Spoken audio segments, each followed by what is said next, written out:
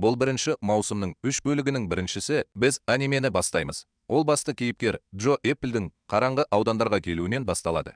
Онда жергілікті қарт Денпей одан ішуге ақша сұрай бастайды. Джо оны тігіп, екеуінің арасында төбелес болып, оның барысында Джо жеңеді. Денпейдің өзі боксшы болып шықты және оның келесі соққыларының барлығын сәтті жауып тастады. Жігіттің бойындағы күшті сезінген қарт оған жаттықтырушы болғаннан кейін бокспен айналысуды ұсынады, бірақ Джо одан бас тартады. Әрі қарай жүріп, Джон ұры қызды ұстап алған химияны емес, бандасы бар адамдарды кездестіреді. Джо араша түсуге бел буады және еш қиындықсыз бүкіл банданы құлатады. Мұны көрген Данпе оның соңынан еруге бел буып, түнде жерде ұйықтап жатқанын көреді. Боксшы үшін дене ең маңыздысы, сондықтан қарт оны пальтосымен жауып, тамақ сатып алады. Сонымен қатар ол үшін ішуді доғаратынын айтады. Сол кезде оларды химия емес, банданың якузалары тауып алды.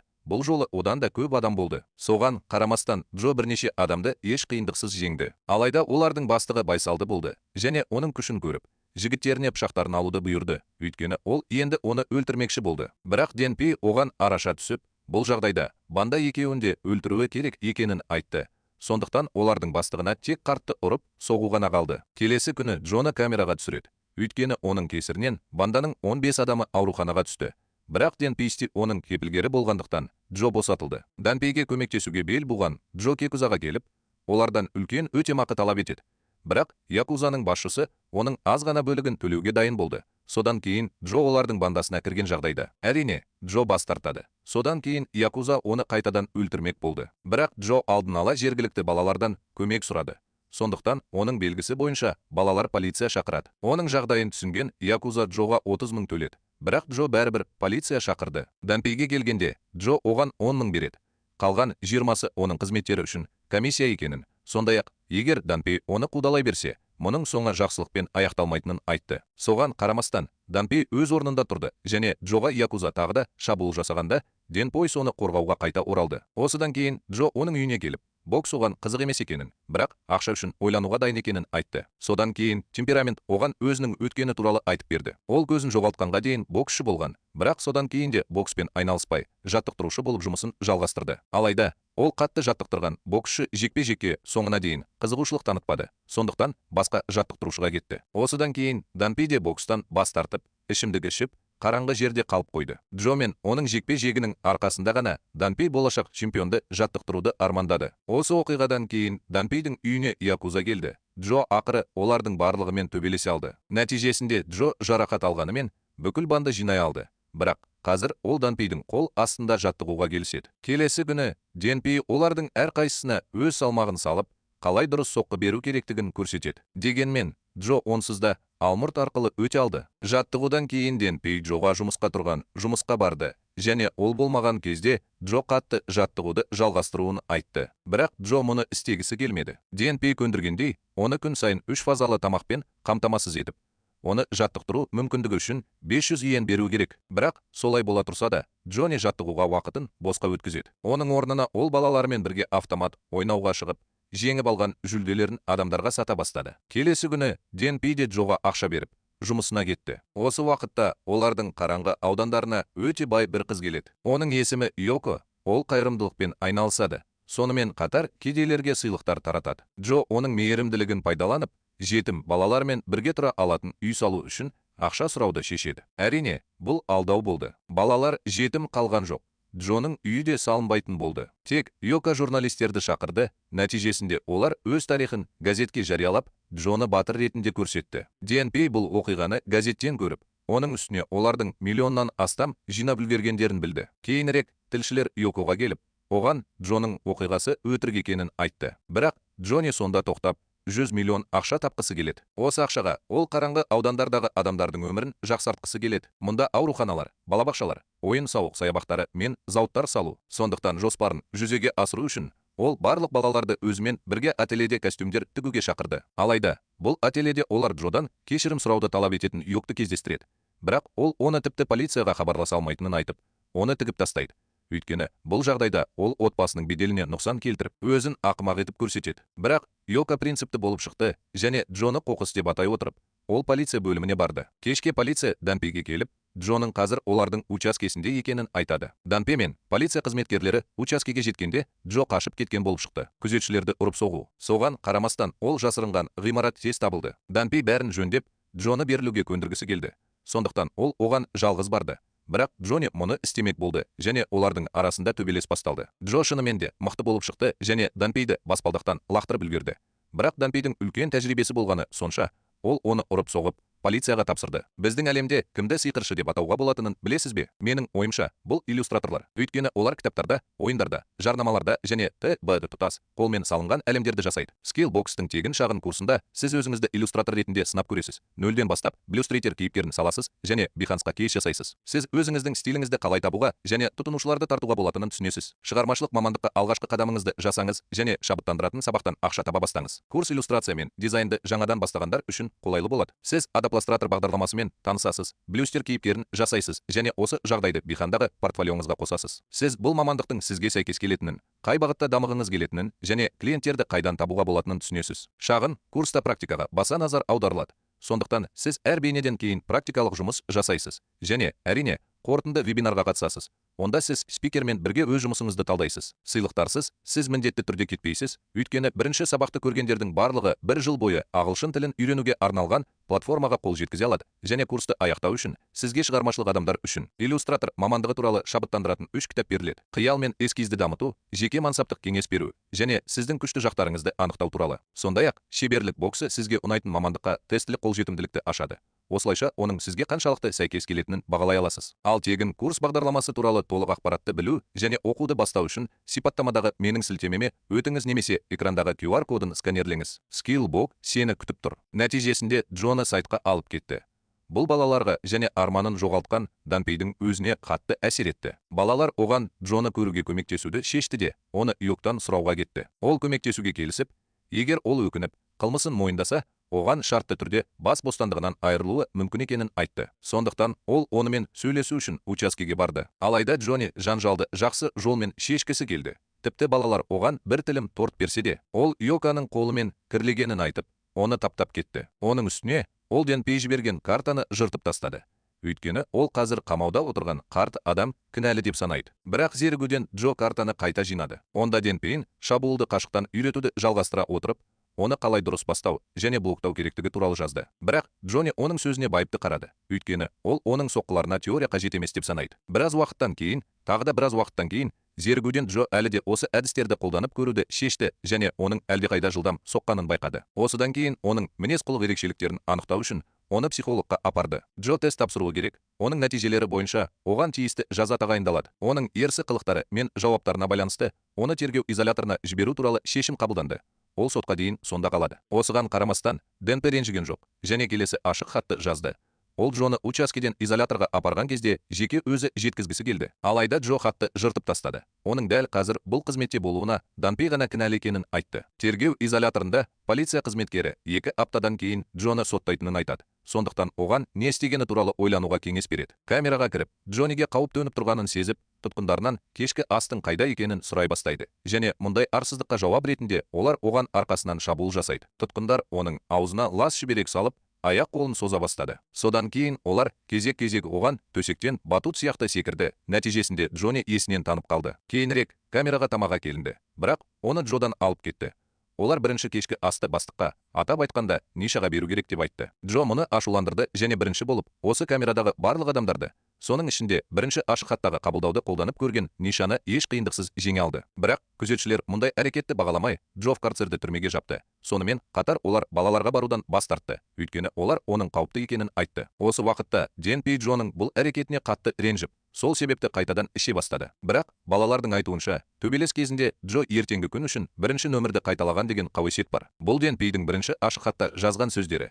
Яғни Джо оны әлі де оқыды, сондықтан Данпей оны осы форматта оқытуды жалғастыруды шешті. 2 аптадан кейін Данпей балаларымен бірге сотқа келіп, Джоны соттауға мәжбүр болды. Сот сонымен қатар Джоканың кем дегенде тағы бір жыл отыратынын айтқан Йокамен бірге келді. Өйткені ол оған көмектесудің барлық әрекеттерін елемеді және тек жағдайды нашарлатты. Қазірдің өзінде сотта ол өзін байыпты ұстамайды және алдымен Йокты залдан шығаруды бұйырды. Содан кейін судьяға қарсы шыға бастады. Соған қарамастан судья жиналғандарға өз тарихын айта бастады. Бала кезінде ата-анасы оны тастап, балалар үйіне орналастырғаны белгілі болды. Содан кейін ол қашып кетті. Бұл бірнеше рет қайталанды және осылайша ол елдің солтүстігінен оңтүстігіне көшті. Содан кейін судья қараңғы аудандарға көшкеннен кейін Джо балаларды өз тобына қосылуға және алаяқтықпен айналысуға мәжбүрледі. Сондай-ақ Йорк пен газетте жариялау арқылы көптеген адамдарды алдады деп айыптайды. Сондай-ақ судья Денпейдің Джоға жаңа өмір сыйлау үшін өзін құрбан еткені және Джо ақыры оған опасыздық жасағаны туралы айтады. Мұны естіген Джо күлді де, Денпей мұны тек одан ақша табу үшін істеп жатқанын айтты. Денпей мұны мойындады. Бірақ ақша оның жалғыз мотивациясы емес еді. Ол ішімдікті тастап, қалыпты жұмысқа орналасуының себебі бар екенін айтты. Өйткені ол Джоның Денпей бола алмайтын адам болғанын, атап айтқанда әлемдегі ең жақсы боксшы болғанын шын жүректен тіледі. Соған қарамастан, судья Джоны 1 жыл бойы колонияға жіберуге үкім шығарды. Нәтижесінде тіпті Джоны жақсы көретін балалар да оның сотта өзін қалай ұстағанына таң қалды. Сондықтан Денпей егер Джо бокспен айналысуды жалғастыра берсе, бұл оның барлық ұяттарын жууға көмектесетінін айтты. Ол колонияға кемемен жіберілді. Онда Джо Нишамен кездесті. Ниша жекпе-жекке шыққысы келмеді. Тек колонияда оларды не күтіп тұрғанынан қорқатынын айтты. Сыбыстарға қарағанда, ол жерде нағыз тозақ болып жатыр. Өйткені сені оңай өлтіретін адамдар өте көп. Бірақ Джо одан қорықпайды. Өйткені қайтадан бостандыққа шығу үшін ол одан өтуге дайын. Колония күшті ағындармен қоршалған аралда орналасқан.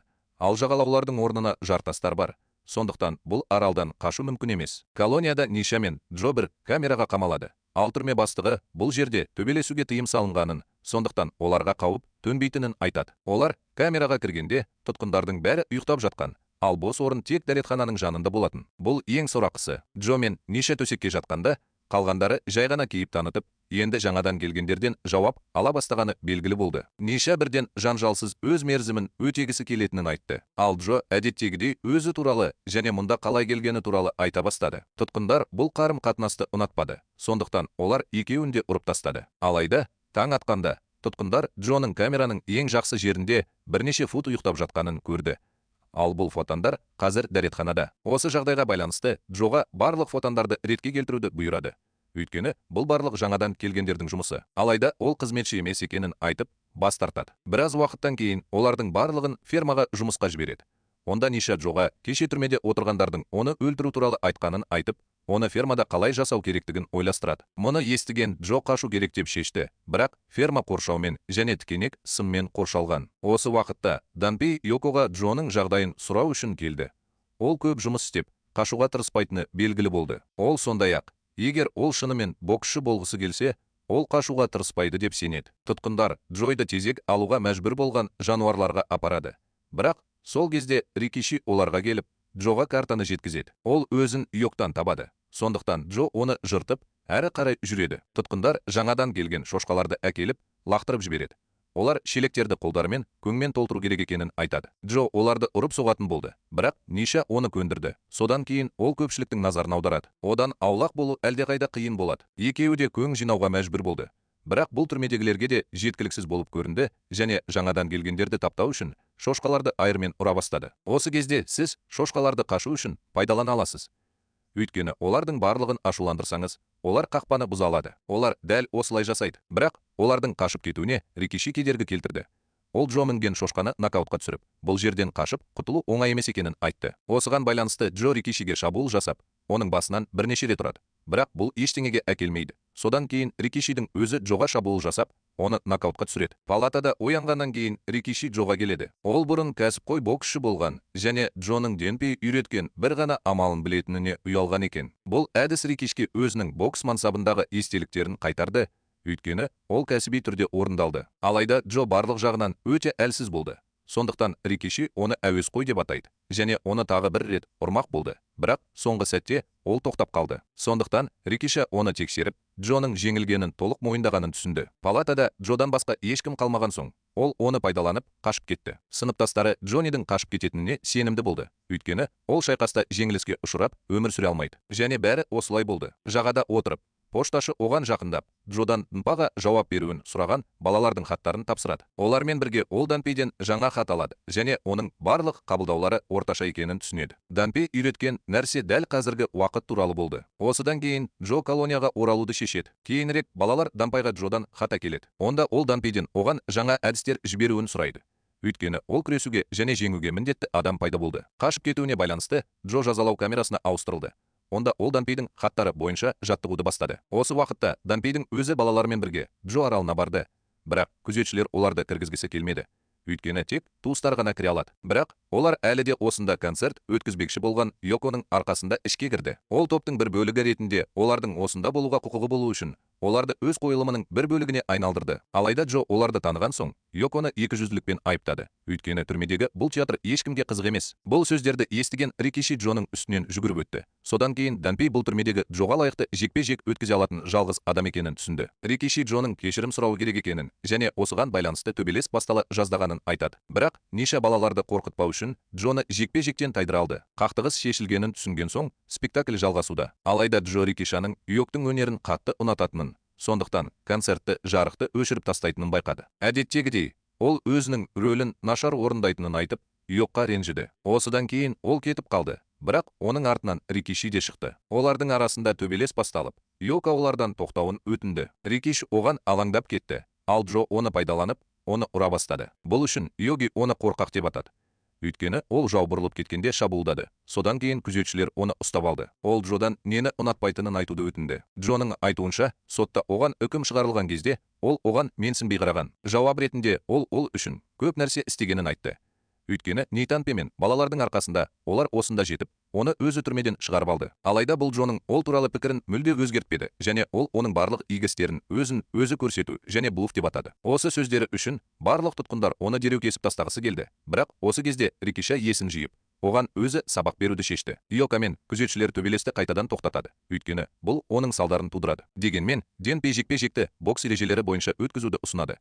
Әсіресе олар мұны американдық түрмелерде көптен бері істеп жүргендіктен, бұл түрменің басына сәйкес келді. Сондықтан жекпе-жек сенбіге белгіленді. Осы уақытта Данпей Джоны шетке шығарып, оның жауынгерлік шеберлігін тексереді. Джо техниканы өте жақсы меңгерген, бірақ Данпейдің Рикишиға қарсы айтқанына қарағанда бұл жеткіліксіз. Сондықтан Джоға соңғы соққыны үйрету үшін Данпей оның денесі оған дайын болу керек дейді. Ол үшін Джоға өзі шабуыл жасайды. Оны бір соққымен нокаутқа жібереді. 3 күннен кейін палатада оянған Джон шабуылдап, тауашаны кесіп тастайды. Осылайша ол Данпей көрсеткен соққыны дәл орындады. Ал Ниша жай ғана ыстық қолдың астына түсті. Джо жақын арада жекпе-жекке шығатындықтан, бұл соққыны қолдануға машықтану керек деп шешті. Сондықтан Джо қашып бара жатқандай кейіп танытты. Басқа тұтқындар оны қуа бастайды. Ал күзетшілер оны ұстап алған адамға 3 күн демалыс беруге уәде берді. Бұл жағдай Джо үшін өте қолайлы болды.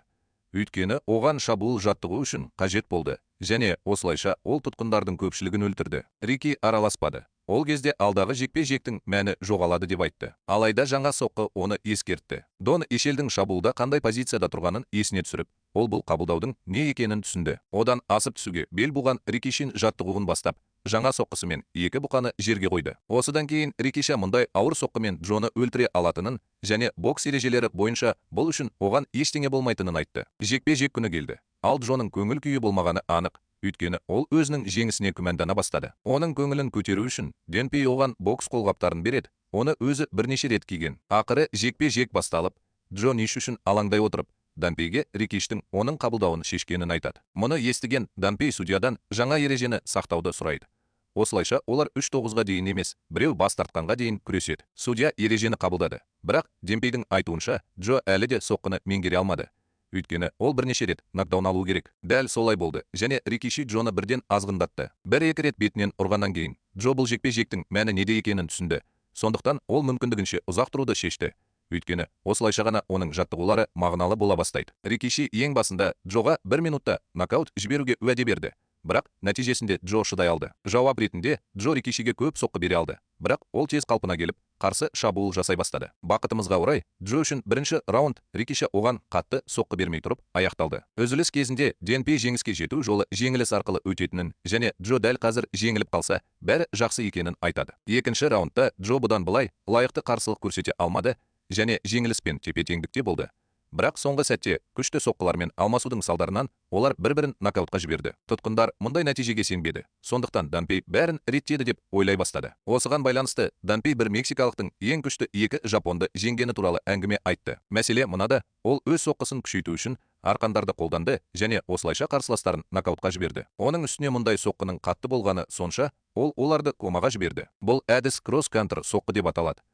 Ал оның күші кәдімгі соққыдан 4 есе күшті. Сондықтан тіпті Рикиши де бұл соққыға төтеп бере алмады. Нәтижесінде бұл жекпе-жек тыйым салынғандардың барлығын жігерлендірді. Енді олар да бокспен айналысқысы келді. Бұл олардың рухын көтеріп, оларды әлдеқайда көп жұмыс істеуге мәжбүр етті. Бұл Джоны да өзгертті. Енді ол барлық уақытын жаттығуға жұмсай бастады. Келесі жекпе-жек 10 күннен кейін өтеді және бұл жолы жеңіске жетеді. Сондықтан Данпейден оған жаңа қабылдау көрсетуін сұрайды. Бірақ Данпей одан бас тартады. Өйткені ол қазір барлығына жаттықтырушы және ешкімге артықшылық бере алмайды. Соған қарамастан, ол Джо Рикишимен жекпе-жектен кейін дұрыс қорытынды жасағанын және білек жаттығулары жеңіске жетудің келесі қадамы екенін айтады. Содан кейін Данпей Ах Яма есімді балаға өзінің жаттығуларын ұсынды, өйткені оның жақсы формасы болмаса да, ол оның бойындағы әлеуетті де көреді. Жаттығуын аяқтағаннан кейін Джо Данпейдің Ах Яманы жаттықтырғанын көрді және қандай да бір себептермен Данпей қазір Джоны мүлдем елемейді. Енді ол Данпейден ешқандай білім алмайды. Сондықтан Джо бокссыз өмір сүре алмайтынын айтып,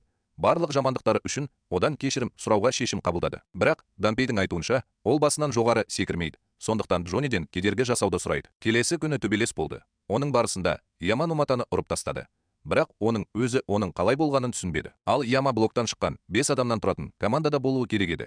Бірақ Мату команданы қабылдамас бұрын онымен күресуді шешті. Джо Ах Яма Данпейдің жаңа техникасын үйренді деген қорытындыға келді. Сондықтан оның не екенін білуге шешім қабылдады. Бірақ Ах Яма одан бас тартады. Өйткені рингте олар қарсылас болып қалуы мүмкін және қабылдау туралы сөйлескеннен кейін ол өзінің артықшылығын жоғалту қаупі бар. Данпей төреші болып тағайындалатын турнир күні келді. Ол ережелерді жариялап, әртүрлі салмақтағы жауынгерлердің қолғап салмақтары әртүрлі болатынын, осылайша олардың мүмкіндіктерін теңестіретінін айтты. Бірақ Джо максималды салмақтағы қолғаппен күрескісі келетінін айтады. Өйткені Рикишимен жекпе-жектен кейін оған ешкім қарсы тұра алмайды деп ойлайды. Бірақ Данпейдің айтуынша, Джо Шұңқырды жеңе алмайтыны сөзсіз. Ал Шұңқыр ауыр салмақтағы Мотобаға қарсы қойылды. Одан А Шұңқыры қарсыласын тоздыруға тырысып, бүкіл раунд бойы жалтарып жүрді. Екінші раундта Ақ Мотобу әбден таусылып, Шұңқыр шабуыл жасап, оны еш қиындықсыз жеңе бастағанда, Джо бұл жекпе-жекті мұқият бақылап отырды. Соның арқасында ол Шұңқыр техникасының нақты не екенін болжап, оны түсінгеннен кейін оны жеңу оған өте қиын болатынын түсінді. Джоның жекпе-жекке шығу кезегі келді. Ал ауыр қолғаптың арқасында Джоның барлық шабуылдары тиімсіз болды және ең басында ол дем ала бастады. Бұл оның нокдаунына әкелді. Содан кейін Джо Данпейдің оған жеңіліп қалғандай қарап тұрғанын байқады. Сондықтан Джо ережеден тыс күресе бастады. Лас қимылдары үшін Данпей оны ұпайларынан айырады. Бірақ Джо әлі де қарсыласын нокаутқа түсіре алды. Үйге оралғаннан кейін Данпей балаларға Джо өзінің жекпе-жегінде жеңіске жеткенін айтады.